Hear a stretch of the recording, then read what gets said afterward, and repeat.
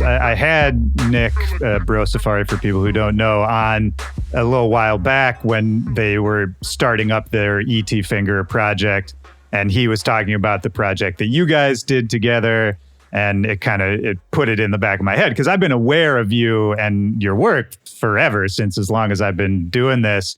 But I think I was DMing you. It's just weird that we never really crossed paths in real life.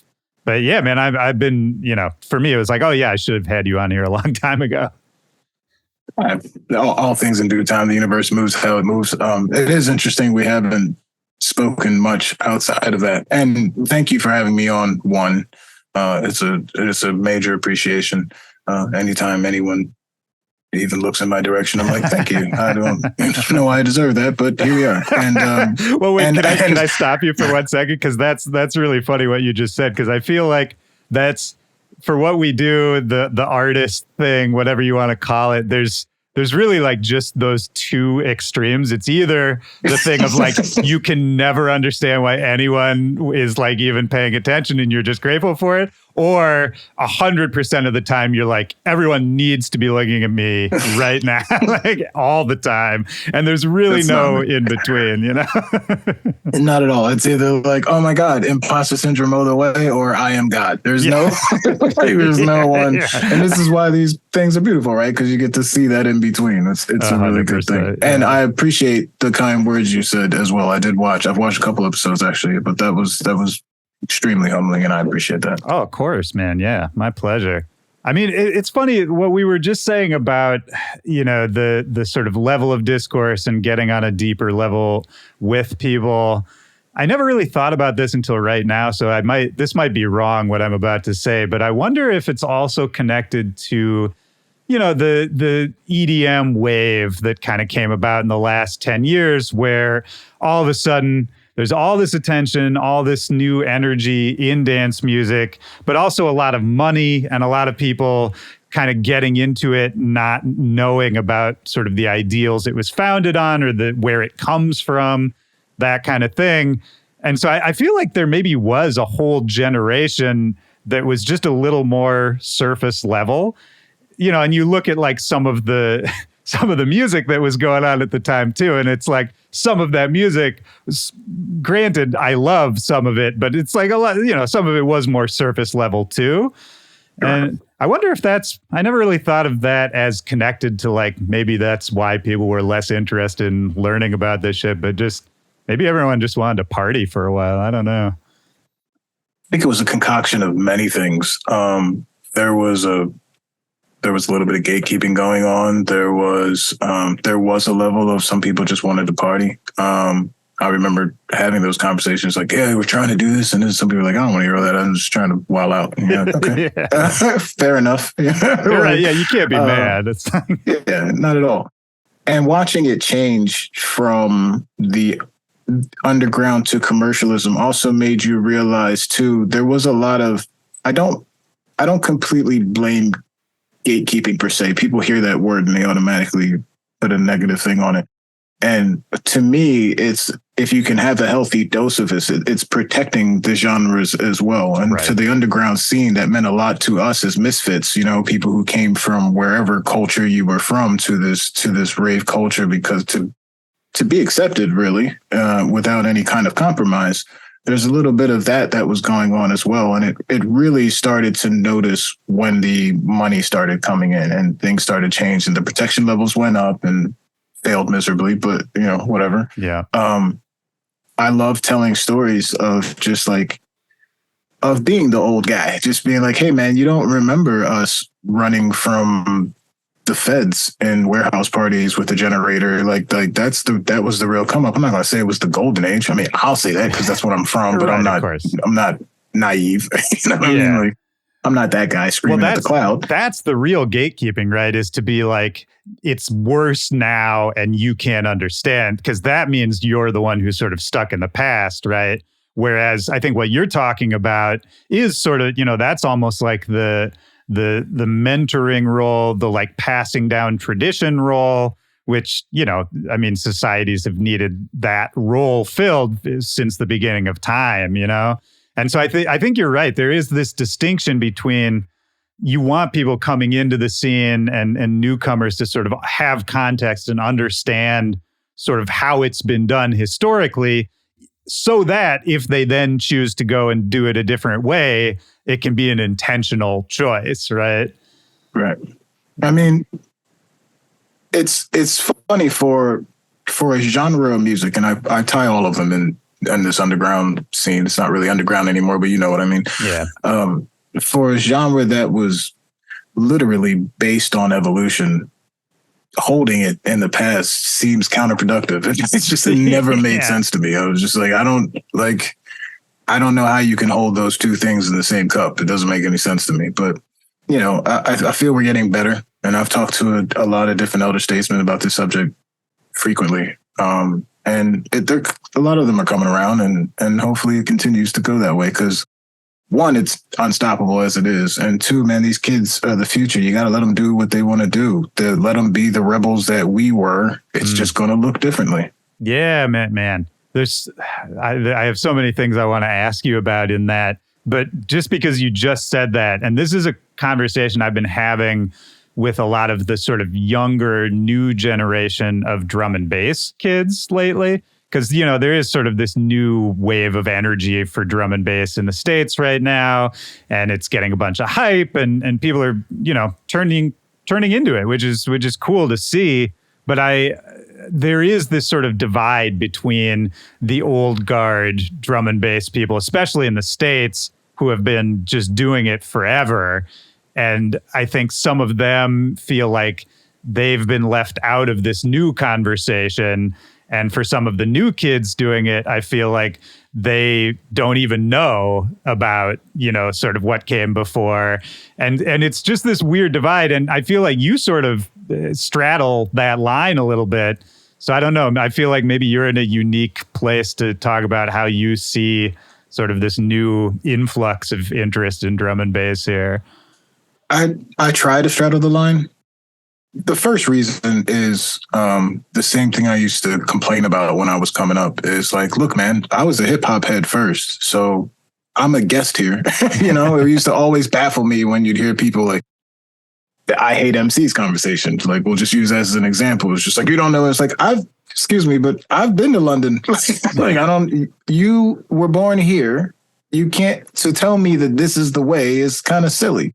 You know, like, we've all been mixed genres from the beginning. Unless you were born at a specific, like you were born at when drum and bass was here and popping, then you probably came from somewhere else beforehand, you know? Yeah. So that was always my mentality going in. And the second thing is, I find it amusing that we as the States, who did fight hard, very hard, to get this little bit of slice of the pie that we have right now, and should be celebrated for that. But to take a stance that like the new kids are coming and I feel left out is a bit ironic when we complained about that when they wouldn't let us into the UK scene. Right. So how are you going to complain about that and then do the same exact thing to the new generation? And I equivalent that to hip hop as well. We have a new generation of hip hop. It's important to protect the core, but there's a lot of kids who have no idea who these people are. And sure, you can do your history, but you didn't live it, you know? And we've actually passed generations where we're past that mark where that in between stands now. We're in a completely different phase of hip hop now, who, even if you did your history, who will never relate because of the way society has evolved, the way technology has evolved. It's a different thing now, you know? So you kind of have to learn, if you are one of those people who has been lucky enough to have been here from the beginning, learn to accept that and adapt with it. And that's the conversations we've been having, is you have to learn to adapt with it, or you're going to be angry men staring at the cloud, screaming at the clouds. Excuse me. You know, yeah, absolutely, man. I talk about that kind of idea all the time. I mean, I say this on the podcast constantly, and people are probably sick of hearing it, but like, music is youth culture. Like, the kids are the government of music. You know what I mean? Like, for any of us doing this, it's like you always just have to listen to what the kids are saying. That's sort of the only rule. It's like that in life, though, isn't it? You know, it's true. It's a cliche, as you say. Right. It's like the children of the future, like 100%. Yeah. The problem is the disconnect with the elder statesmen for a long time, and something we're trying to correct now is they take that as, okay, well, it's a Young's band game. Well, no, that's not necessarily true. You can still be. A lot of great artists aren't even who they really are until they get older. But that doesn't mean you get to change the rules. You just had to learn to adapt. And that is one of the things that goes with it. So take me back for a second, because, we're talking about feeling like an older statesman versus being a kid. But a second ago, you were talking about being a kid at illegal warehouse parties, running from cops, trying to break up the parties. Like, what when you were a kid, like say like late teen years, set the scene a little bit. Like, where are we? What kind of parties are you going to? What is going on in your life, say when you're like 17, 18 years old? Well, it's funny. I didn't actually get into the rave culture until later than most. So probably about 99. Okay. I'm definitely showing my age right now, but it's not really a secret. You could look it up. I mean, I went to my first rave in, I think, 98. So I'm there with you. Yeah. Right. So 17, I was still rapping hip hop battles in the streets, and around that time, probably a little after 18, 19 is when I started doing competitions on the radio, and then traveling around and between Philly and Jersey and just battling every person in sight. But I was also, I didn't know music was the thing. I didn't know what I was doing, like anybody teenager at that time. So I was working three jobs to pay the rent, like, just trying to figure it out. Like, how am I going to turn into an adult? I had dropped out of high school, got my GED, tried to get into the military. That didn't pan out. For medical purposes, by the way. Okay, gotcha. Yeah. Aced my ASVAB. Yeah. Would have went in as a ranking officer. It was craziness. Anyways. Oh, okay. Wait, no. Can we tell this story? It's like, that's actually interesting. Like, you were going to be highly placed and then. So probably towards the end of my high school career is what we like to call it. I started to notice that this is probably not going to go the way my mother had anticipated. So she enrolled me in JROTC.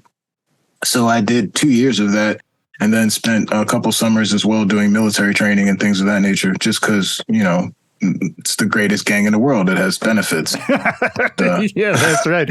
But to be aware of that at that age, I don't think everyone looks at it that way when you're young, No, but they tell a compelling story. So. Oh, they're good at that. Yeah. Yeah, they're really good at it. And to be honest, they're not wrong as far as the benefits part is concerned. Oh, yeah. Yeah. Yeah, it's undeniable. What goes with it is the problem. Yeah. And shout out all my service people. Thank you for your service. That's not a knock on you. I love half my family is military based, which is another thing that was kind of causing the steer towards that direction. Right. So anyway, I had done all the training, best shape of my life. I took my ASVAB, completely aced it. And then I had 2 screws in my elbow, which you can see the scar here because I finally had them removed 15 years later. And I can't straighten my arm all the way. It's better now, but back then it was pretty severe. So I literally went to a military doctor. I was, he had me do push-ups in the office. It was really weird. Like, he had me go through all the testing necessary to clear me, and he did. Expert with a rifle, all that, yada, yada, yada. I was set to go. And for some strange reason, at the last minute, they denied me. And I was extremely upset, which honestly is another reason why how I got into rave culture. Because at that point in time, it was like, okay, I'm working 3 jobs. I got my GED. The job thing now, career-wise, is like I'm trying to figure out who I am. I'm super young. Years are going by. Now I've been denied this thing that I've just poured myself into while I'm going through this, finding myself. And now I can't even do that. So it's like, I'm just going to rap my ass off. So that's when the battling started, and still working and things of that nature. And then through the battles, I met someone named Kid Digital. And Kid Digital had a radio station on Camden County College. And he invited me there to battle another MC, and he never showed up. And because he didn't show up, he just put on music and said, hey, man, I rap for like 45 minutes out of the hour. In the last 15 minutes, he says, hey, man, I'm going to put on something different. Do you mind? And I said, as long as it's not country, put on what you want. and he put on this sound you've heard maybe commercials or Jungle Brothers in a movie in the background for 5 seconds. It sounded familiar, but I didn't know what it was. And it was drum and bass. So we just rapped to that for 15 minutes. And obviously I sounded terrible, but that's not the point. And that was kind of the spark there. I left that place, and that's how I met the whole Ill Skills crew and Mason and everybody from Gasm. And Mason handed me a I keep saying the purple tape, I'm so hip hop.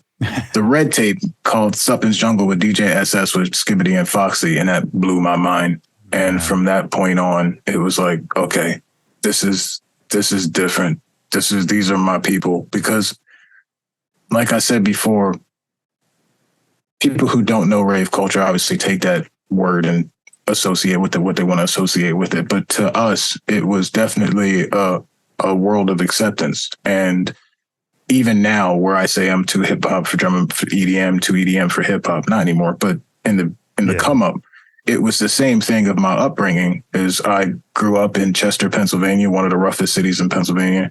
I went to high school in Jersey, lived on a golf course, for Christ's sake, like completely weird culture shock there that went along with that, being a black man in that situation. Yeah, and then probably one of the only black men around, right? No. So okay. Pockets of Jersey are, Oh, of course. I just meant like the golf course. Yeah, for sure. For sure. There was like me and one other person. And down the street was a completely different, and that's where I hung out, obviously, most of the time. Obviously, getting tired of that scenario of living in the burbs, I had to get back to the city. The closest thing to Chester was Philly, because nobody wants to move back to Chester, no disrespect. How far out of Philly is Chester? Like, where is Chester in Pennsylvania? The other side of the airport. Oh, okay. Basically, right, so like if you took 95 towards the airport, and like as soon as you get past the airport, the very next exit is, they call it the hood burbs. Like it's right. It's like the East Coast version of LA. Like it looks nice, just yeah. You might not want to hang around there too long. I mean, how was it for you as a kid? Like, were you aware of how rough a place it was at the time? Sure. I've got plenty of stories about that. But, my mother, the saint that she is, worked very hard her entire life and wanted nothing but the best for all of us, and did everything in her power to make sure that came to fruition. So she worked her tail off and basically moved us to Jersey to get away from that, to get me out of the trouble that I was starting to decline into. Things that span from my surroundings to my family situation of my biological father come back around, and that confusion that happens, things of that nature. And it just caused a downward spiral in my well-being, as well as an effect on the rest of the household. So she moved us to Jersey to try to make things better, Sure. Got my education there, and then, concrete loves you. You can't take it out of you. It's just like, this is great and all, but I got to get out of here. Like, yeah, house parties are cool, but there's nothing better than just living in the city at the time. Well, so let me ask you, because earlier you've talked about sort of the acceptance of the rave scene and feeling like I finally found like a place that feels right and feeling like an outcast. Have you always felt that way? Like, did you feel like sort of an outsider as a kid, just in general? Like, where does that come from? I think that's a testament to, my mother. I continuously will praise her on a regular basis, because no matter what situation I was in, she taught me right. She instilled morals in me that I believe were supposed to be. Whether I follow them all the time is a whole nother conversation, but we're all human. But at the end of the day, it's even when I was living in Chester around, that element on a regular basis, I knew I wasn't supposed to be there, because I had a great mother. I was still trying to do well in school, still trying to do this, but I was still out in the streets acting stupid.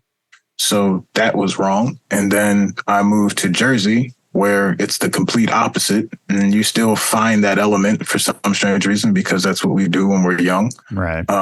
But even then, it's a different thing. So it's just like, do I really, should I be, should I not? So you never really feel in place So that just continued no matter where I went. It was just like I'm 1 foot in, 1 foot out. Beautiful friends, connectivity. You know, I would like to believe I'm a social person. I feel people differently. You know what I mean? So like those connections were very real, but at the same time, my environment didn't really feel home. And a lot of that you don't even realize until you get older, until you move from that spot, you know? Right, of course. And you're like, oh, I definitely was not supposed to. Like that wasn't, yeah. You know? Yeah, like this is why this felt weird for the last 10 years of my life. You know? Yeah. And things from systemic racism, things you don't even really comprehend until you get older. It's just, you know, that's a whole podcast within itself. But to break it down, I'll tell people to watch Hassan Minaj's Homecoming King. I feel is the perfect explanation, textbook almost, of what it's like to be a person of color who still has the right upbringing almost, and that's still not enough. So dealing with that, everywhere you went, you never felt right until I dove into music. Well, that was going to be my next question was, did you feel that outsiderness in hip hop still, or did hip hop sort of feel like, you know, like the first good fit in a while? Hip hop was definitely the first good fit in a while. And mainly because I had been rapping my whole life. So no matter where I was, that was the connector piece. So even when I felt like an outcast somewhere, I always had hip hop to fall back on. Whether I was at a house party or wherever I went, I would just rap and freestyle. Even when I was in the hood, we'd rap to hip hop beats and we'd all sit with our karaoke machines and record mixtapes. If I was in Jersey at a house party and people were playing house and breaks, I'd rap over that. You know, like It was just, I just always rapped, always, since the beginning of time. Like, I don't remember a time where I wasn't writing poetry ever. And that was my comfort zone. That was how I became relatable to people. That's how I explained the crazy thoughts that were going in my head was through music. So yeah, that was always my connector piece. But when I finally dove into it, winning the battle on 103.9, becoming Cypher champion for that, losing it first of all, and then going to the shore to hone my craft to come back to win it for 3 months. That's when I started realizing, like, okay, like, let's really, what am I doing with this? Now it's not just rapping, you know, because for a while it's a hobby. You're just like, I'm just doing it because it's a talent. And sometimes you don't know what your talent is. You're just like, you know, of people course. I draw all the time. And next thing you know, you're an animator. And you're like, I didn't realize this is where this was going. You're like, people would pay me to do this? Like, you're like, what? And you think you're good. I think the booing was the most humbling thing. I attribute that to the same thing as comedians. I grew up with comedians, and they always tell you, your friends will tell you you're funny until you're on stage. And then you realize you're not that funny. So when I got on stage and got booed, you make a choice. You can either say I'm not funny, or you can go on your craft. So I decided to go hone my craft. And that's where the rest of the story picks up where we left off. Sure, yeah. Well, can you set the stage a little just for people who don't know? I mean, there's probably people listening here who don't even really know what a cipher is, but like this particular competition, like what was this in general? Was it just a freestyle thing, or was it a battle where you're going at somebody? It's a battle. I've always been a battle. I mean, not when I was freestyling at house parties, though that did happen. Yeah. So a cipher, by definition, is a group of MCs who gather and rap together. It's really that simple. I used to, when my father first did come around before he flew the coop, one of his first things he did was like, oh, you rap? So he took me to the streets of South Philly and just put me on a corner wherever he found somebody rapping. And there would just be a group of people and you could beatbox and yada yada. Somebody kick a beat. It's the same thing as when you were growing up in the cafeteria and you see people banging on the lunch table. That's a cipher. So we all would just sit around and rap and compete. So this particular 103.9 Zulu and the Family is what it was called, had something called the cipher. And you would actually battle another MC over the radio. And at the time, it was extremely hard to do. Because you had to like put one ear in a thing and then rap, and there's that weird delay. Oh, right. Because it's being broadcast live on the radio. Wow, yeah, that's true. And you're hearing the beat off the radio, which is not the same time as your voice is going to be delayed to. Yeah, that's crazy. Yeah, it was a whole production just to get this thing done. And the first time I got on, my name was Armanni Capone back then. As soon as I said that, there's already a Capone and Noriega. Right. Nori's got a wonderful podcast right now. Legends in the scene. Why? Yeah. It was actually Cap 1, and I just made it Capone because we swore everything was gangster back in the day. Right. And so I started rapping, and I got about, they do this thing like, you're in a cypher, yo. You're in a cypher tonight. You got to be a dope MC to rock the mic. So what's your name? Capone, what you do? I rhyme. And then they would do whatever freestyle to make that line rhyme. And then you would just start rapping at whatever MC was there. I got about 4 bars in. And when you suck, they don't let you finish. They actually play a recording of a coliseum of booze to start. Right? Yeah. And then immediately after that, they've got this Looney Tunes song where it's like 8 people in the studio, all have microphone. And it's literally like the Looney Tunes, like, and it starts off, you can't rap. You can't rap. You are a whack MC. You are a whack MC. So don't you ever call here again until you get some skills, my friend. Like, it's long. And you're like, yo, like, most embarrassing moment probably of one of them of my entire life. Oh, man. And I hung up that phone that day, completely shattered. And like, wow. I told you, I've been freestyling. I've been crushing house parties thinking I'm the cool guy. And this thing where I'm like, this is my last resort to get something done. Once again, someone says, nah. So I took it upon myself to go to Wildwood that summer. No money in my pocket, nothing. Just went, worked on the boardwalk to get some cash so I can rent a house, and literally battled every person I could possibly come in contact with. And I made a decision at that point, I'm never going to lose another battle ever again. I was like, this is it. I don't care what happens. And I entered competitions down there, and then I came back to 103.9 after the summer was over. And they remember me, and they were like, oh, you back for more? And I was like, yeah. And I won that first battle. And every time you won, you'd come back until you battled other champions who had won as well. And I had beaten those people as well. That went on for 3 months until Zulu and I had a falling out for something extremely minuscule and petty. It's whatever. Yeah. I was young and stupid, and so was he, in my opinion. So I think we were both wrong. But it's the way those go. People knew me from that. And that's how I got with Kid Digital. Ended up rapping on the radio. Right. Circle back. Yeah. No, it's so interesting, man. Because that's, like we were saying, one of those times where you're like, oh, can this be something? Can I just do this? As opposed to kind of like, what do I have to do so that I can do this on the side? It's like, oh, can I just do this? That's a really crazy moment. And then also having that spark of hearing the DJSS and Skibadee tape and realizing that maybe there's actually this whole unexplored part that you haven't even looked at yet as you're sort of on the come up as an MC yourself. That's got to be a pretty exciting time. Yeah.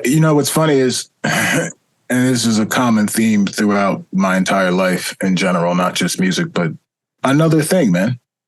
Mason's pulling me to parties, first Ill Skills and all them. And then that's how I met Mason from Gasm. Shout out, Rob. Love that dude to death, man. He's put me under his wing from the very beginning. And he would take me to parties. Same thing. It's like, hey, man, hop on my set. Cool. And we went to a substitution party. Shout out Henry Adu. And first set, played. Small club, not many people there, but whatever. It's my first time on stage with a microphone, period. Right. It was invigorating to me, to this new sound, and I was feeling this high, and I got off stage and Henry was like, no, he's not ready. I don't know if he's ever going to be ready. And I was like, and there you go. What are you going to do? You're going to turn around and give up and say, okay, I guess I'm not funny? Or are you going to get up and stand on your own too? And that single thing motivated me to work harder and say, okay, So I started studying everybody in sight, from the Skibadees to the Foxies. I mimicked them for the longest time, the Dynamites, all that. And I just wanted to own this. I wanted to speak the language of the UK and bring my hip hop side to it too, until it finally morphed into my own thing. But all of it was driven based off somebody telling me I couldn't do it.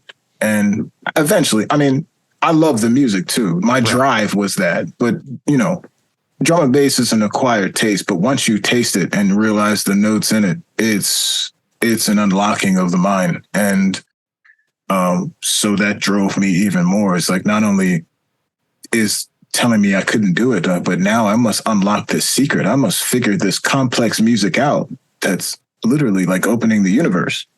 Yeah. So, yeah, I'm relating to what you're saying a lot here, man. And it makes me wonder too, you know, studying all the legendary UK MCs from, you know, Skibadee and Dynamite and all those guys. And for me personally, like Skibadee was like a superhero to me, man, especially when I was a kid.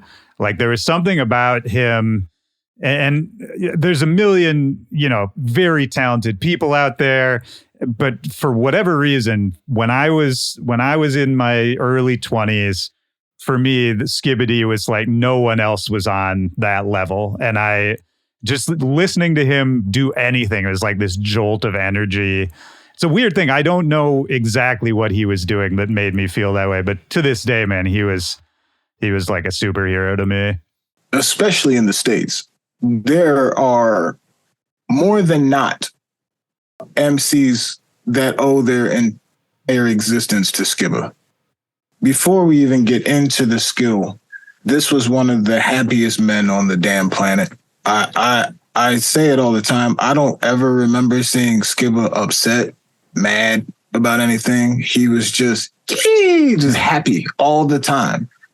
And that positive energy came out through his stage presence, through the way he handled his business, to the way he loved his friends and family. All that plays a part. And when you can have that, and, you know, I can't speak for the man, but I would assume that if you have that kind of inner peace, it must be easier to be a musician, an artist, like to find that and have that and hold that your entire time.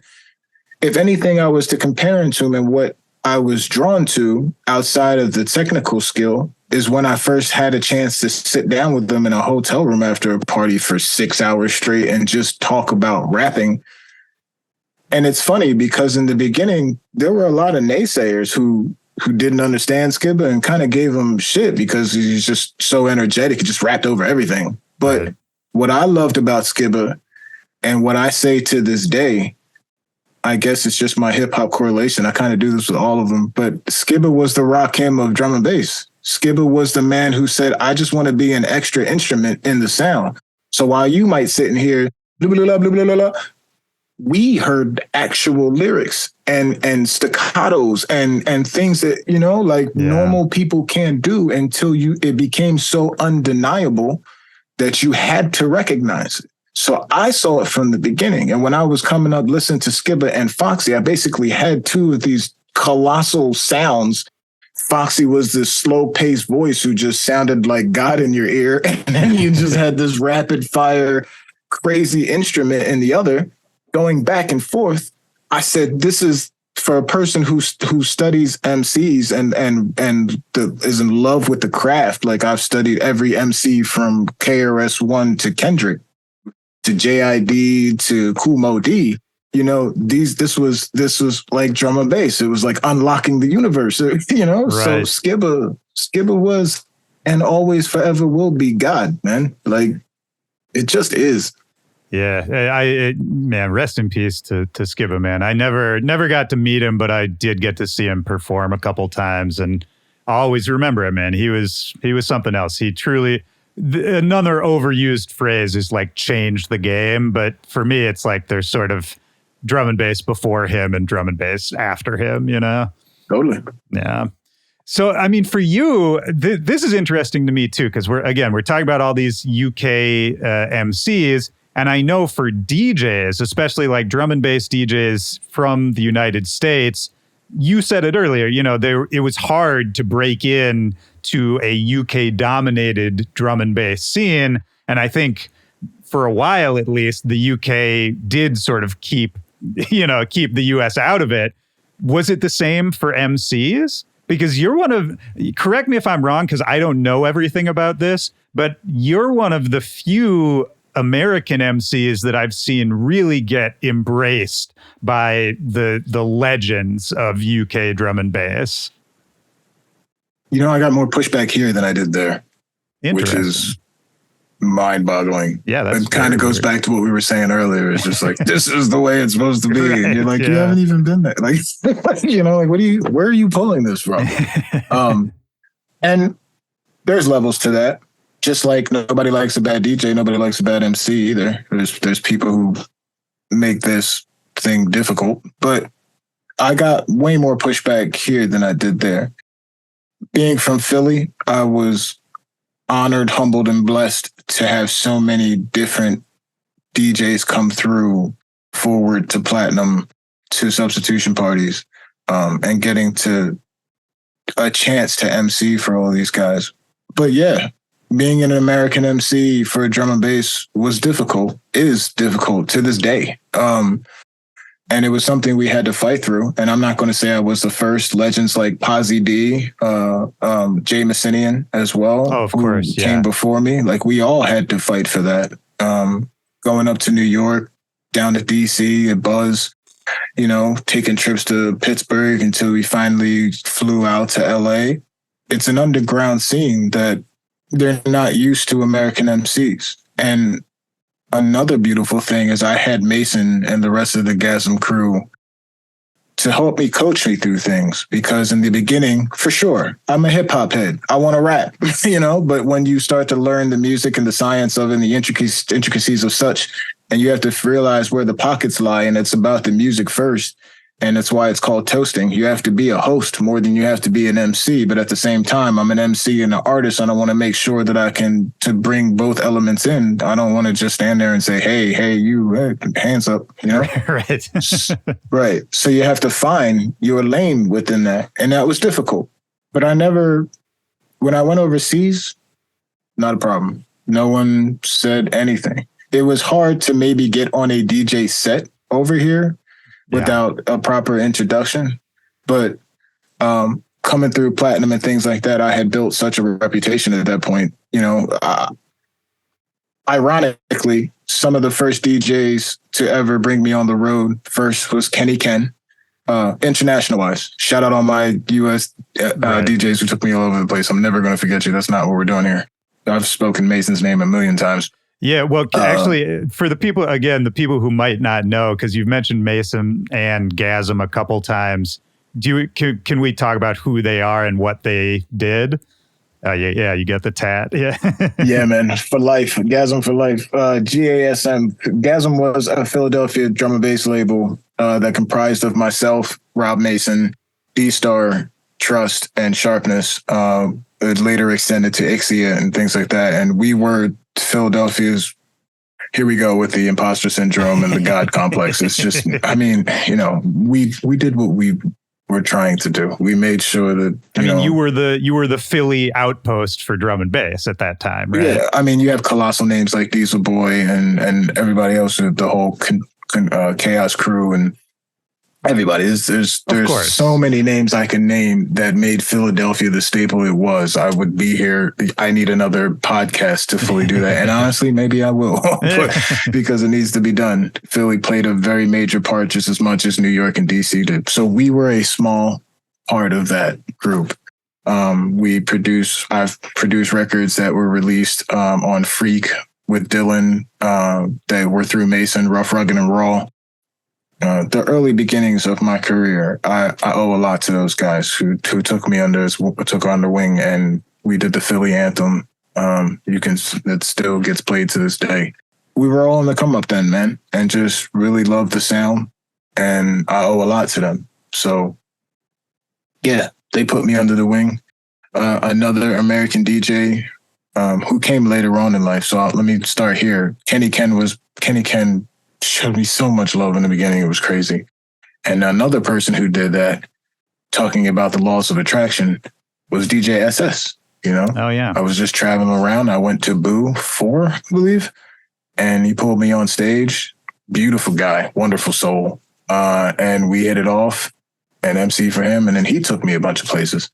And then all these people would come through, Skiba, everybody would come through Philly. And we used to play at Transit down there in Philly. And DJ Craze came through and we played a show with Craze, Skiba, and myself. And then Craze, man. Craze, God bless him, man. Like 6-time DMC world champion, one of the sickest DJs on the damn planet, period. He's ruined other people scratching for me. It's just like, I can't hear you on the radio while you're scratching. Please stop. It's just like... he's the best. He is But the that best. man took me literally around the world. Like I have seen most of this planet thanks to DJ Craze. And I owe him the world for that, man. We were just two peas in a pod acting crazy on tour, man. Well, there's probably another connection there too, right? Because he comes from obviously a crazy hip hop background, and then he sort of caught that drum and bass bug too. And it's not like for him there was any real reason to go down that route.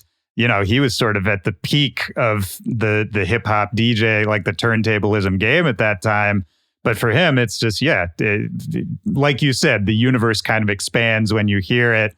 And, you know, he just went down that route. So I have to imagine you guys connected over that to a certain extent, too. 100%. We'd play drum bass shows and then argue about hip hop in the hotel room. Like, that's what I was.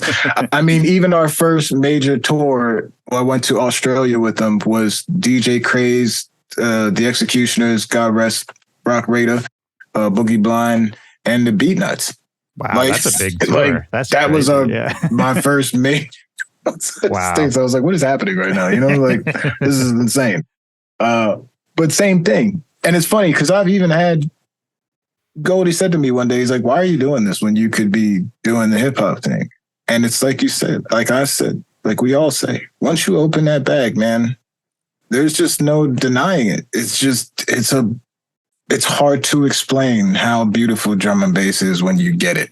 Yeah, it's just too fun, man. It's like, well, why would I stop doing this? It's fun. You know, like when I first heard it, it was like, and I was extreme hip hop head, minimal R&B, but like, and you know, I've been in circles, so I hear house and I hear electronic tones, and I love Korn, and you know, all the different elements that I did bring in, so I understood it. But I was a hip hop head, and when I first heard drum and bass, I was a bass hip hop head too, like Master Ace and things of that nature. So when you hear those sounds manipulated in the way they were and the complex drums, and now I'm trying to fit lyrics and all these, it gets very nerdy. I'm not going to lie. Sure, to you. Of course. You know, but that's the beauty of it. It's just like the first time you watch Rick and Morty. No, it's just, it's just like, holy crap, man. Like there's so much technical things going in this, and yet has the same exact soul as jazz and reggae and all of these things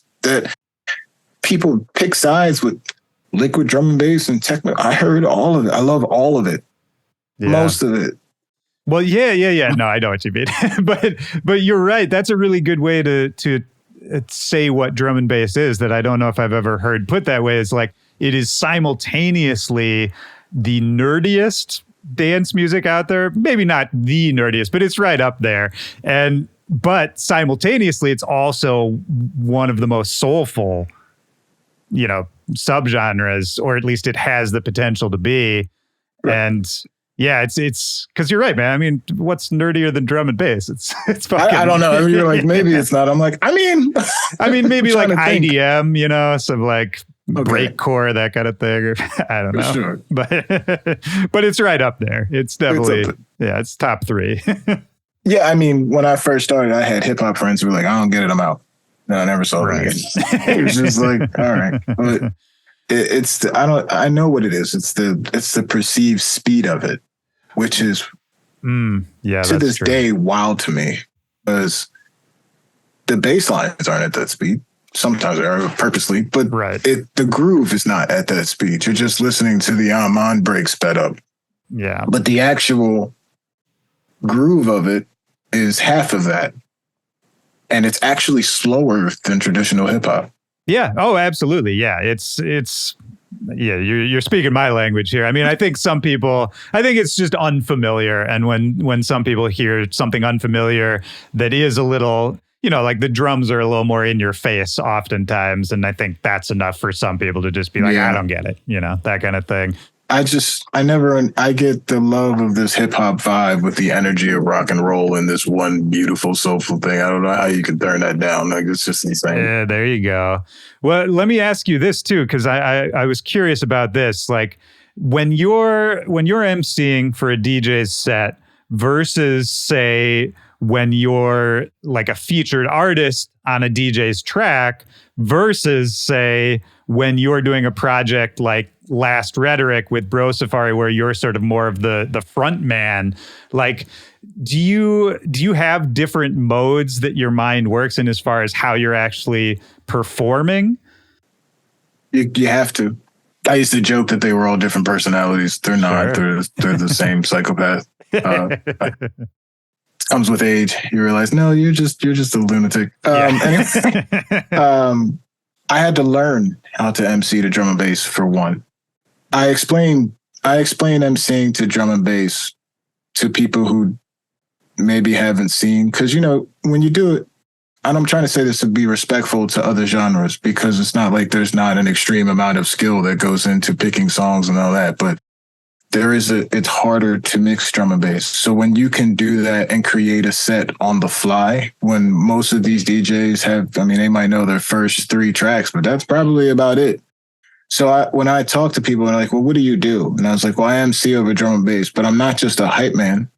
It's pretty much playing with a one-man band behind me. It's playing live sets. They might be full tracks and everything, but the energy that we have is completely off the fly. There's a lot that has to do with the synergy between the DJ and then the synergy between us and the crowd. There's a lot of elements that go on that you need to learn about to be a good MC. And there's freestyling abilities. There's things you've written, picking where these things go, when to speak, when to not. Tell people to put your hands in the air entirely too many times, like I have been accused of doing. Guilty. It's a different thing. When I have a track in front of me, doesn't matter what genre it is. There's a different energy that goes into that because I'm trying to gain a theme. We're trying to tell a story at that point. And depending on the genre of music, that can go either way, but it's a completely different writing thing. And I even apply that similarly. We can talk about the Last Rhetoric thing off of that, because to me, that's I'm a writer, So as much as I am a performer, that actually might be the only extreme separation between the two mentality wise is when I write, those two things are separate. Now you can take records depending on genre and break those up, because when I'm doing EDM, I'm probably not as intricate. One, because I'm doing a lot of collaborations with people, and two, a lot of that goes over people's heads. It's not what it's for. Yeah. Where projects like Last Rhetoric or a lot of my solo things that people have heard, it's very personal. And I hear opposite of drum and bass when you're there to listen to the music. Not saying you're not listening to the music here, but the voice is more prominent, and it is just as important, as opposed to the music's more important, Sure. It's an equal balance. Well, it's like what you said about Skibadee too, right? Where he turned what he was doing into another instrument that in the whole orchestra, if we're using that metaphor, as opposed to sort of being like the front man of it, the face of it, that kind of thing. And I feel every MC should take that approach. I think that was the best advice. When he told me that was what he was doing, I think that was the best you can do.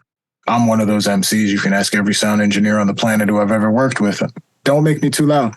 I'm not here to overpower the mic. I'm here to be in the music. I want to be in the pocket just as much as anybody else. I love when someone comes up to me and says, I didn't even realize you were on the microphone, so I just thought you were in the record. Like, that's awesome. Like, that is nailed it. I had a good night. Like, that was like, all right, cool. That's why I don't like recordings, because that's never sounds like it sounds like in the club. So it's like, just don't even put me on the recording that people can listen to the mix. But it's key, So project wise, it's different. And I'm a collaborative artist. I've always had, I do my solo stuff too, but all of my projects have been collaborative efforts, because there's an equal balance there. I've been blessed to work with a bunch of very talented musicians. Yeah, Producers. I mean, such as Nick Brosafari, who, I mean, you guys have worked together in one form or another for a long time at this point. But then, yeah, the last Rhetoric, man, the Old Tales album is, it's funny because I was about to say unexpected, but it's like, it's not unexpected knowing both of you guys and where you come from and all that. But I guess maybe the question I should ask is sort of why now for this album? Like what sort of came together to put you guys in the headspace to make an album like this at this time? Nick's the GOAT. Yeah. I mean, and I was just like, hey, man. No. I joke, but in a sense, that's kind of what it was, is I was kind of on a different path with my drum and bass career at the time when I joined Bro Safari on the road through a series of events.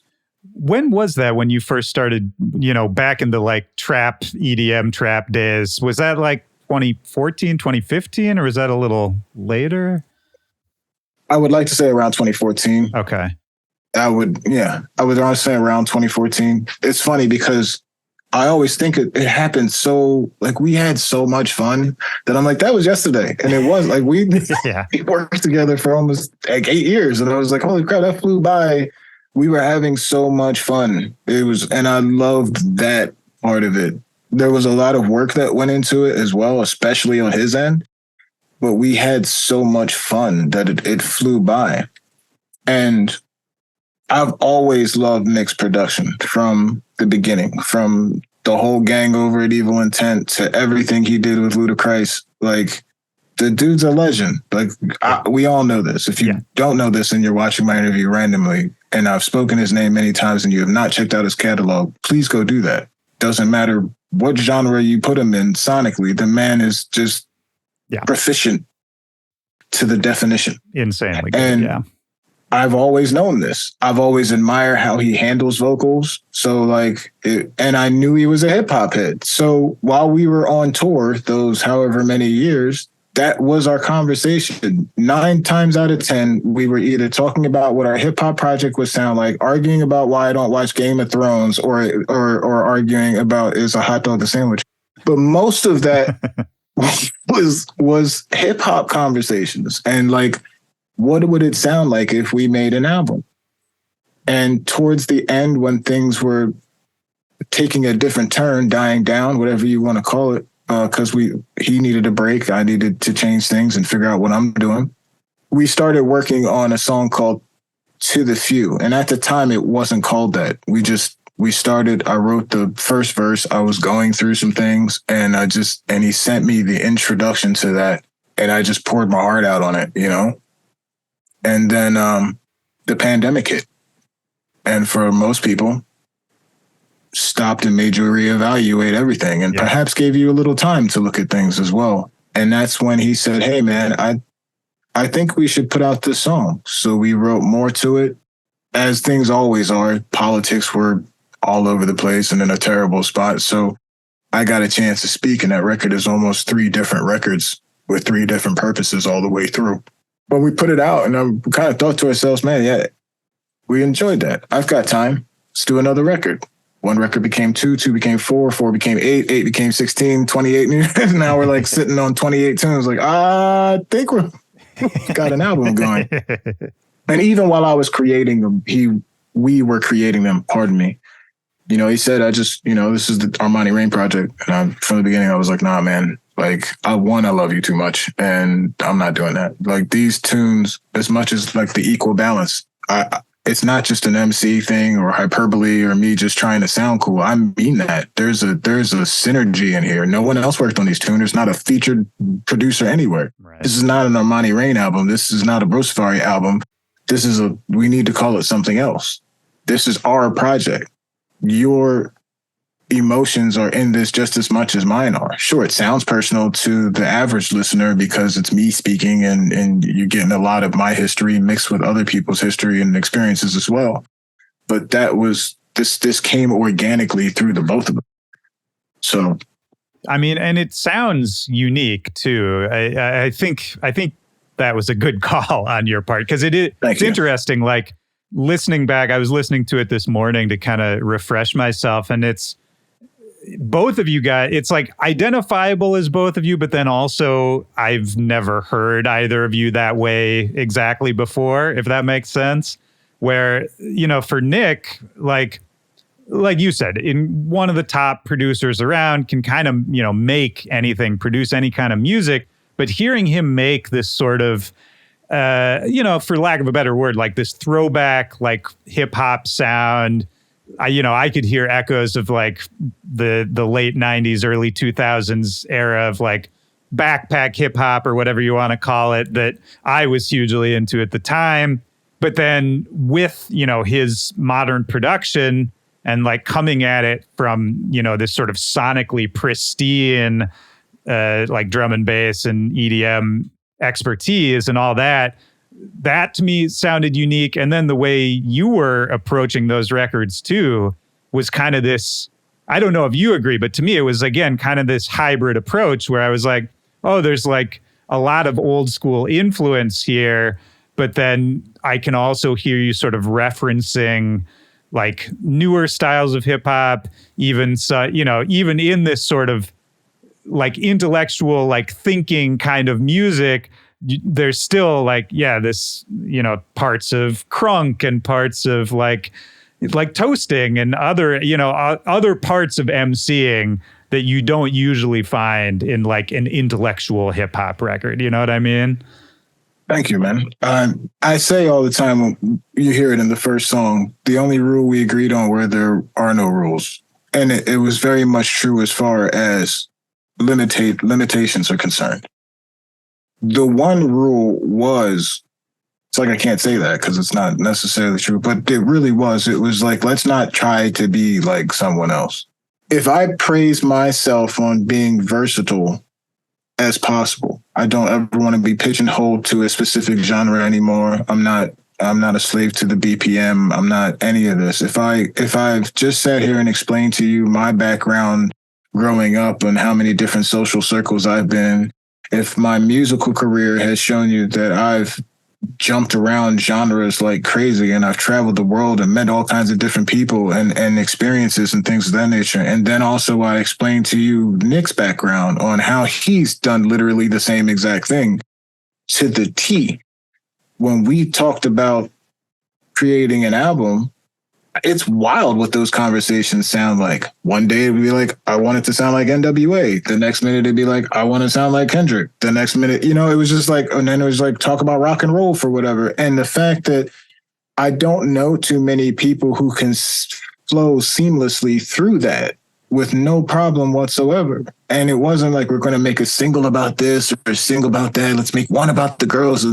No, it was, let's just be true to ourselves. And the entire album is a constant flip back and forth between emotions of light and dark, therapy and rising again, sonically being able to jump through any genre you please, but feeling new and feeling retro at the same time, right down to the logo of, we used to talk about how it should feel like glass and stone, meaning that glass, you look at a house and glass structures are the more modern one, but the stone concrete castles are just, right. Conversations like that. It's just like, it was always, how can we we're not going to try to be the new kids, but at the same time, we're constantly in these genres of music that continue to evolve, and we're not going to put that to the side. Right. But damn it, I miss my old hip hop too. So it's just like, how can we find this way to continuously, we'd scrap songs and he'd be like, I feel like this one just smells like a New York train. Like those, those are the conversations that we'd have. Like Apple Juice is a prime example. There's so many elements of just like real grimy hip hop, like grave diggers and all these different elements of old school hip hop. It still sounds new enough. And then I had lyrics that technically are of triple entendre level that I couldn't have learned until today's hip hop on my journey. But at the same time, I purposely did that voice to pay homage to one of the super old school artists by the name of Nine. Like, I got to do that with a damage in the glass. Like, what you want, Nine? Like, that was that was the common theme through everything. Like, I will never be what I have started from the bottom. Like all that is like very Beastie Boys. But then you flip this, like even through Old Tales, when we start off in that like really Beastie Boys hip rock vibe, and then randomly we put a hook in, and I start rhyming, and then stop, and then the beat switches completely. It drops out.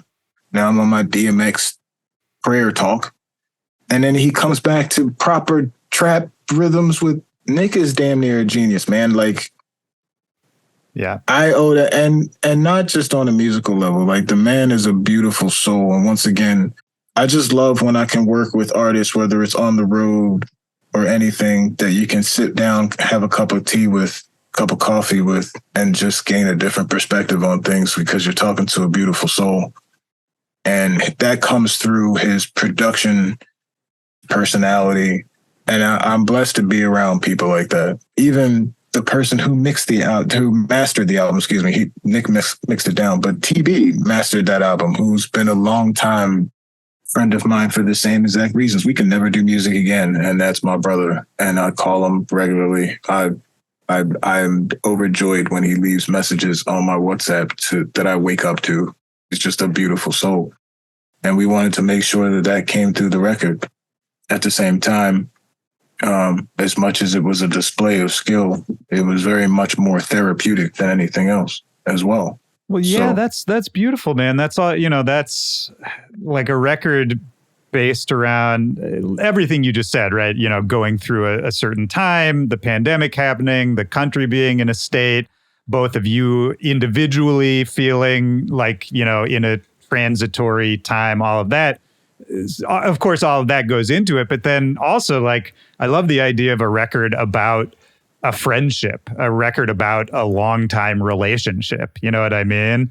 I don't know. You tell me if I'm reaching, but to me, like you and Nick making this record, the way you just framed it, I'm like, oh yeah, this is like, this is what you guys actually think about music, 100%. It's weird to say because it seems like that's what every artist should be doing all the time, but I feel like that's not really exactly what happens most of the time.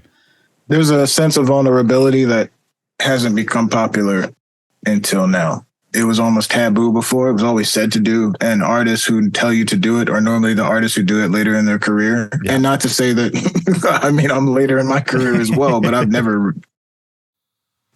done the other thing. So it is what it is. But they happen when they're supposed to happen, right? Time moves as it's supposed to move. And yeah, me speaking my words, even to the therapeutic sense, I was speaking through him, and him making the music was speaking through me as well, and that's another reason why I was adamant on it being a project. It's like, he didn't just make beats and send them to me. Like we felt these things. When he sent me music, there aren't too many songs he sent me that I didn't rap over. There's a whole nother folder of stuff, it was just organic like that because I believe the relationship we have.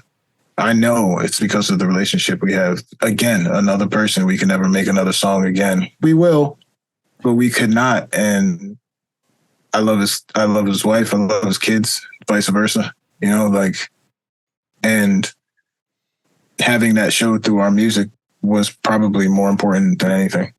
Man, I mean, that's beautiful. And it makes me want to ask you too, you mentioned that like this was sort of a transition time for both you and Nick, and everything got slowed down with the pandemic. And you alluded to sort of you taking time to sort of figure out what your next move was and where your head was at with sort of your whole path.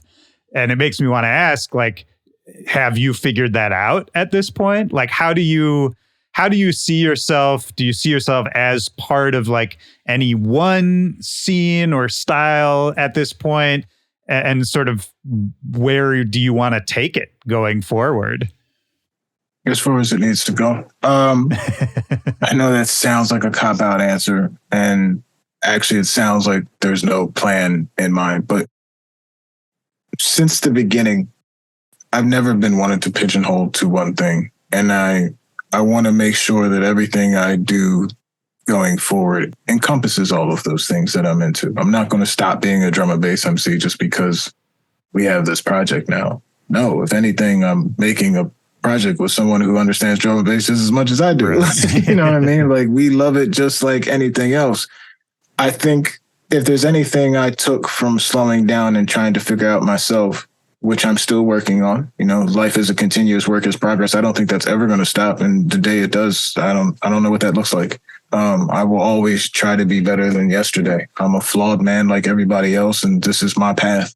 As far as the music is concerned and what I have to contribute through that, it all connects to many different things, from music to producing the videos, to creating content, to talking with younger MCs and working with younger artists like I've always done. You know, a lot of my collaborations, even in dubstep or anything like that, are all with newer artists because I appreciate that. I appreciate trying to reach out to somebody who's on the come up the same way they did me, you know? So my path going forward is that. It's just like, I want to be able to make the music I want to make with no compromise and help that grow so I can help somebody else. That's the path. Is how do I help someone learn from my mistake? You know, I mean, that's beautiful, man. And I think it's worth saying. Again, this is what you just said is how everyone is supposed to feel at a certain point. But I think, again, very few people do you really see them doing that. You know what I mean? It's not easy, man. It takes a lot of you finding out that the common denominator is you. You're right, for better and for worse, right? Yeah. Well, let me sort of distill that last point down into sort of more of a typical interview question for a second, as far as just what are you working on right now, or what are you thinking about working on soon that you're excited about? It's funny because I'm excited about a lot. it's like we're working on a lot right now, and it's beautiful. We're still working on last Rhetoric stuff. We still got a couple videos working on that. There's still the tunes in the vault to promote. I've been in tune with, I don't know if you've seen, Alien Gang. Shout out the crew. I started doing battles again. Okay. Yeah, kind of fell into that randomly. It started off as one of those things where like, oh, I'm just going to do this to promote myself, you know, like anybody naturally. Is Royce the 5'9" started what's called Bring the Monsters out on his IG Live. And anyone who knows me, I hold Royce at the highest regard. So when they first did that, I tried to get on the live on a regular basis, so much that I make this joke all the time because I'm not ashamed of it. I would literally be typing on there so much that I thought to myself, hey, man, if someone saw you doing this, you look kind of thirsty. And it was being run mostly by his brother, Kid Vicious. And one day he said on the live to everyone, he's saying, if you haven't rapped, you know, come over to my platform and spit your bars so I get used to your name. So I took that as, okay, so this is how you get on this thing. So I got on there, and it was him and It's Young Devious, my man's Devi, who runs the basement. And they were both having a competition. They were like, hey, let's do this verse for verse thing. And if you know, it's not a battle. It's just you guys get 3 verses to go back and forth. And I'm like, you're talking my language right now. So I battled some guy named Paradox. Shout out Paradox. And I won that battle, and he said, okay, cool, you're on to round 2. And I was like, wait a minute. What did I just get myself into? I battled there were 150 MCs around that. 150 MCs went to that tournament, and I won the whole thing. Dude. Oh, that's what that is. I've been looking at that the whole time. That's great. The whole Alien Gang Jones. Well, so I won that full battle. Circle, man. That's like back to the radio thing, right? When you were a kid.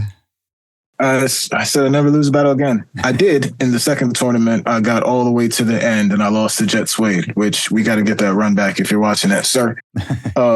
And then lately, we've been doing the battle thing on Royce's lives instead of just spitting one verse. And you got to win 5 in a row to become Monster of the Night, and I've now done that twice.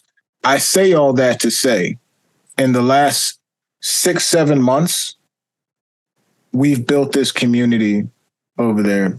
Kid Vicious, Devious, DET The Basement have built a community of MCs just like me who have been just putting fists to the pavement and watching hip hop do what it does while keeping kind of leaving the bar spitters behind.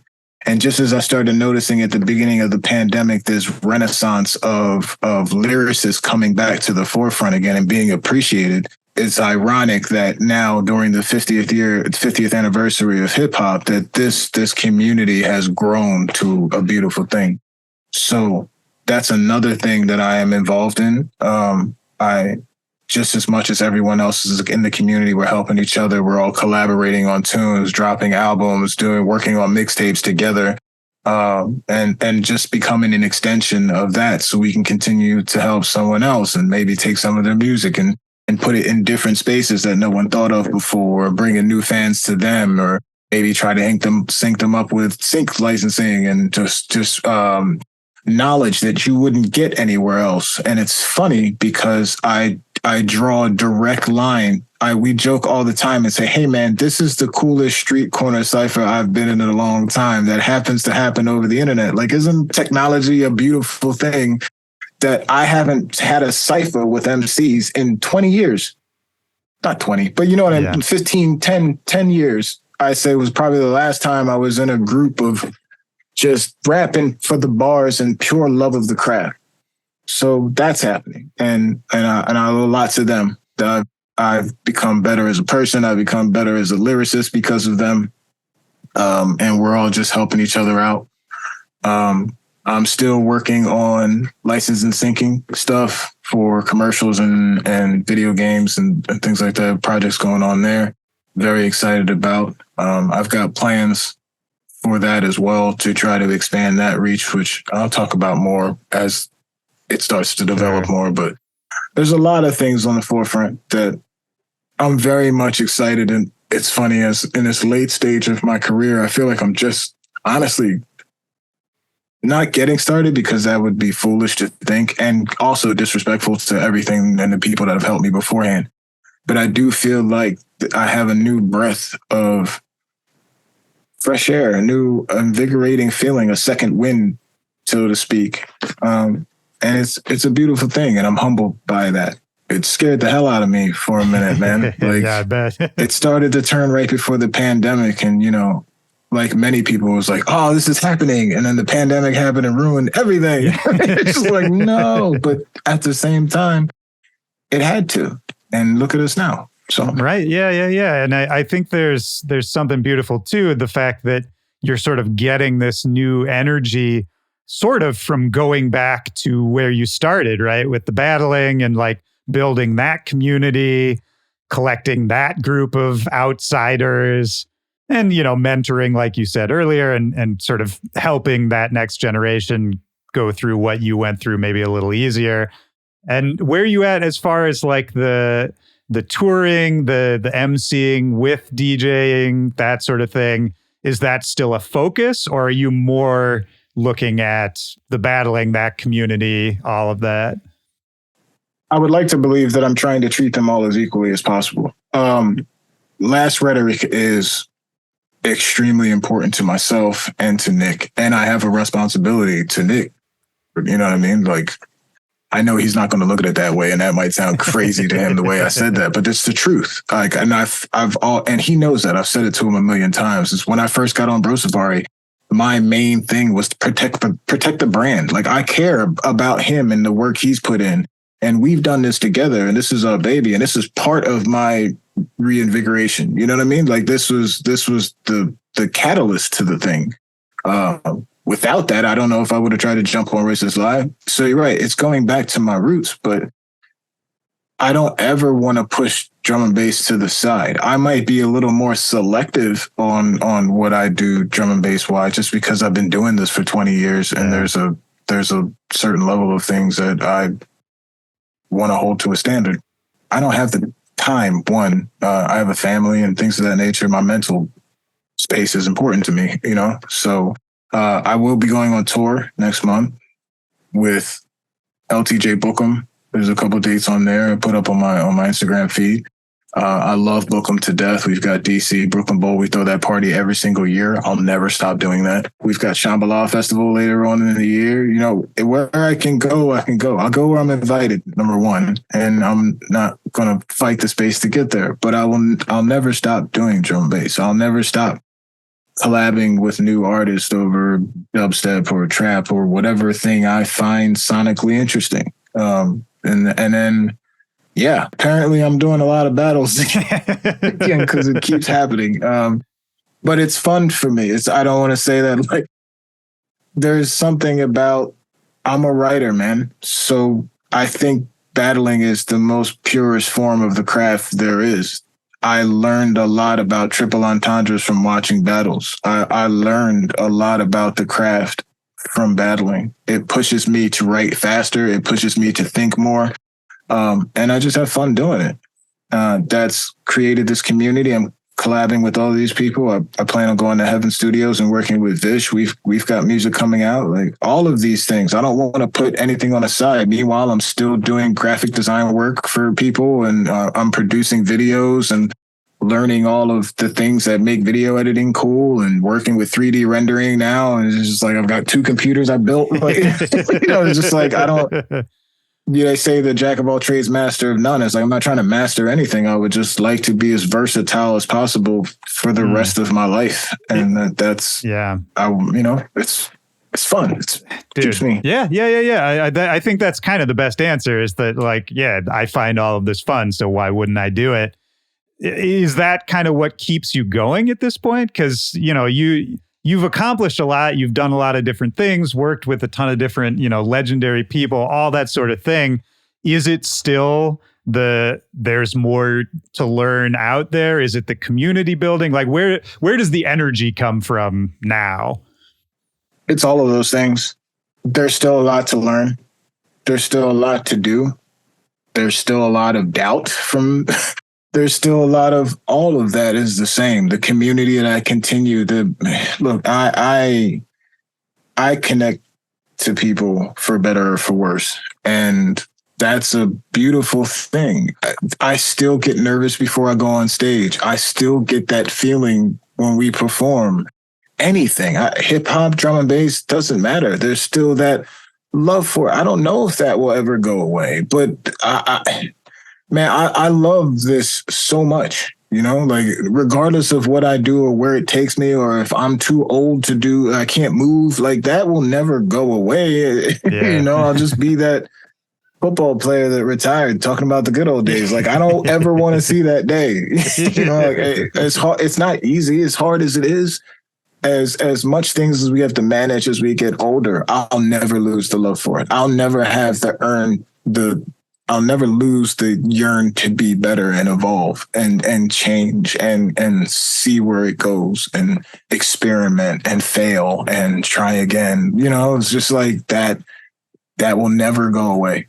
And that's the energy, is the fact of that, maybe the not knowing part, maybe. You always got to sort of see what's over the next hill, right? And there's always another hill. Yeah, I relate to that. Well, I feel like that's a pretty good note to sort of wrap it up on. Is there anything else we didn't talk about? Anything else I didn't ask you? Anything else that's on your mind? It's funny because every time we do this, I go, no. And then I hang up and I go, oh, man, I forgot to think. But I mean, I have more questions to ask too, but, I don't want to keep you here all day. So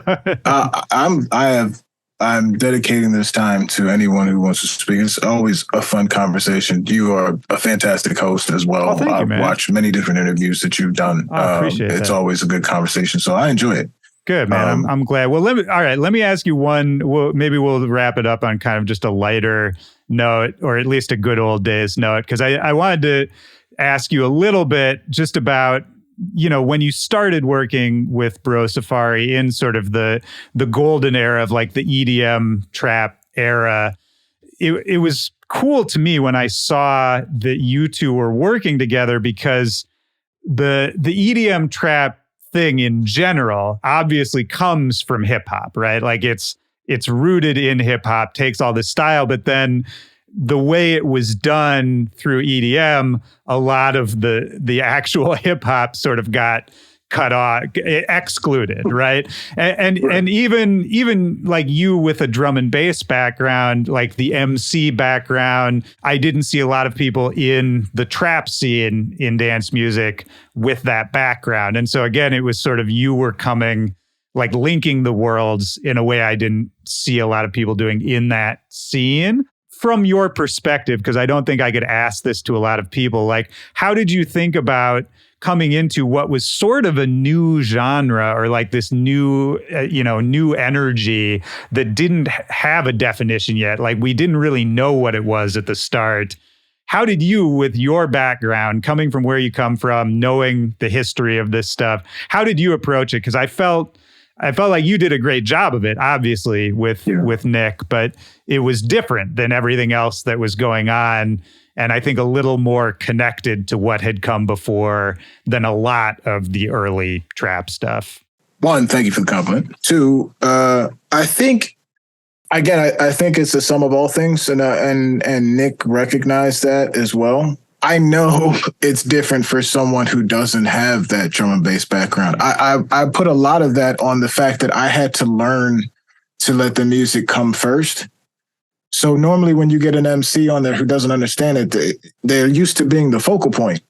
So you kind of got to humble yourself a little bit to make sure that in a festival, it's not about you. It's about everything. It's about the crowd. It's technically not really about the DJ. The DJ, in the core essence of it, you know what I mean? Like, sure, he makes the, the experience of it overall. I know what you mean. You know what I mean? So and when you can understand that coming from a different background, it helps you look at that. As far as sonically is concerned, I mean, like I said, I've been around for a while, so we've watched all these things grow and transform, and we've had many conversations on where these things originate from and what elements push it in any direction, how far the pendulum swings throughout history and things of that nature. It's no different than me explaining to people that American dubstep blossomed, in my opinion, because a lot of them were pushed out of the D&B scene. It's like if you take some of the top US dubstep people, they're all old drum bass people at the time. So like, we just watched all of this developed and slowly cook. And a lot of the pinnacles in the scene are multi-genre artists who just bended it at their will. I cared about it. I cared about the music. I cared about my contribution to the music. Again, I worked with artists when they were new. I worked with artists when they were established. One of the things you said that we keep coming back to that I'll take away from this is that idea of sort of, reaching out to the younger generation and sort of, as opposed to sort of trying to give them lessons, it's more about just sort of being a curator, being available if someone has a question, that kind of thing. And over time, because for me, that's something I think I'm finding out that I'm passionate about, is trying to make the connection between the current, more mainstream, if you want to call it that, like EDM world, and sort of the more underground rave thing that I came from, because that's all there was when I was a kid. But I like both of them, and I like parts of each of them, and they're more separate than I would like them to be. So for me, that's something I'm always interested in, is like, how can we sort of draw them together a little bit without ruining both of them, and without corrupting like the underground. I don't even really have a point here, but I think you know what I mean. No, I think you nailed it. And that's why I made the face when you said it. I think that's kind of our constant goal, right? It's like, that's the puzzle piece. It's like, okay, look, if you and I, of a better term, smart enough to recognize that they are two separate things, and both of us love them both, then what's the disconnect? Like, What is that thing? Like, where can we, and it can't be just a generational thing. Like, I refuse to believe that. And maybe that's what this whole purpose is us. This is what we're working out. You know what I mean? Right. And I think the generational thing is part of it to a certain extent, though, only because I've had enough conversations with like 21-year-old drum and bass producers who are killing it right now. And, I'll mention some of the older names or like big movements or big tunes or DJs, they just don't know who it is, you know? Like at all. Yeah, like period. They've never heard of it, which is not anything bad to them. It's just, you know, I don't know necessarily why they would have heard of it. But then that's maybe the role, is being like, oh, well, if you're into this, then maybe you'll also like this thing that came before, which is kind of where this derived. And, you know, it's just being a resource more than being like a lecturer, you know? Yeah, I'm trying to be better at it now, because there was a point where I realized a lot of the bad MC conversation, the common denominator thing. It's like, okay, maybe I didn't do enough to bring up another MC behind me. And you're like, well, that sounds whatever. And you're like, yeah, you might think it sounds whatever, but it's the truth. It's like, maybe we didn't bring up and coach people like the way I was coached. Maybe I didn't do enough to help the next person behind us. So maybe the DJ should think of that as the same way. Like, maybe if you want these kids to be interactive and to carry the torch, so to speak, hand them the torch. You know what I mean? Yeah, Instead of making them build their own torch and then be mad that they're waving it around. It doesn't make any sense. Yeah, I know what you mean. Yeah, dude, to give you a very concrete example of this that just happened the other day that made me laugh, and then we can get out of here. I was talking to an incredible producer buddy of mine who's this young kid who lives in Australia. Shout out to Yash Bansal. And I made a joke about DJ Pauly D, and he was like, "Who's that?" Like, he was like that level. And I was like, wait, you don't know who Pauly D is? I would just assume that like everyone at this point knows who that is on some level. And then I found myself having to explain the history of DJ Pauly D.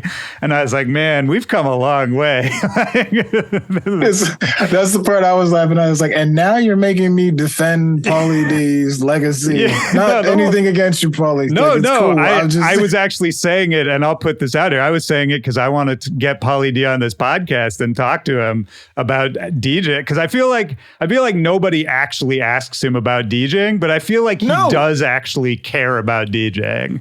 So do I. Yeah. I don't think, and I'm going to say something wild that I know is going to take people wrong, but if you're listening to the core of our conversation, I shouldn't have to explain myself. I don't find it any different than Shaq DJing. Oh, sure. If you've loved it and you've loved it your whole life, then so what? Yes, you had a whole nother thing that people will attach your name to, and fine. But if you love the craft, who am I to tell you?